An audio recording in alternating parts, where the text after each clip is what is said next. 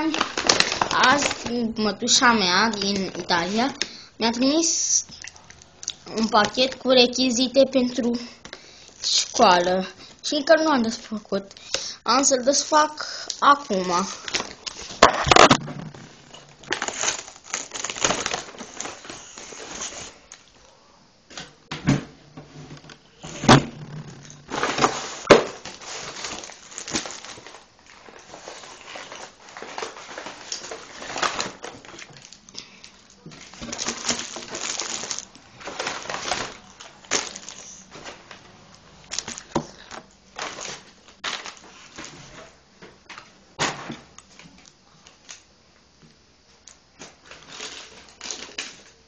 Mai am un pic de desfăcut, deci o să mai dureze ceva timp.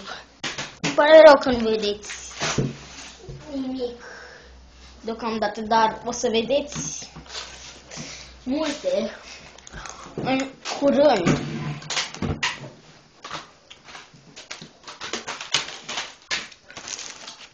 Uitați așa să le pun și eu. Mult mic, am multicele.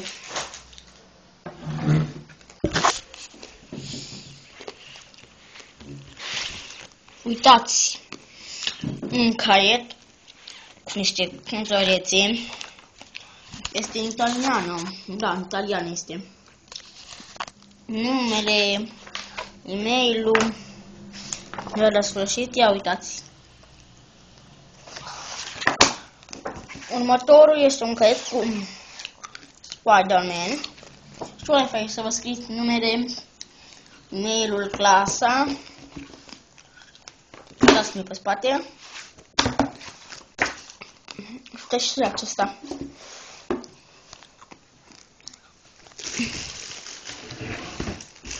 Acum am să vă arăt mai multe.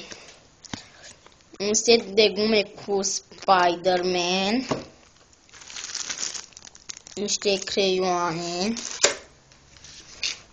Creioane colorate. Cariwoci. Un set de geometrie. Set de pictură. Pixuri. Iarăși un set de creioane. Și un set de pensule. Iar celălalt,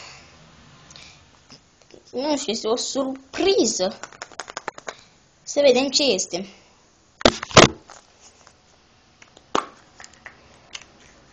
Hei, fans, ce-o fi aici? O bombonică. Și un animăluț.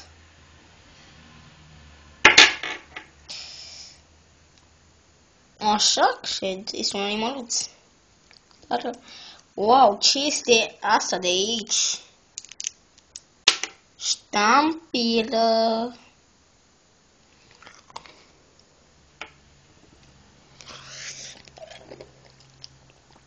Priviți fața unui ursuleț.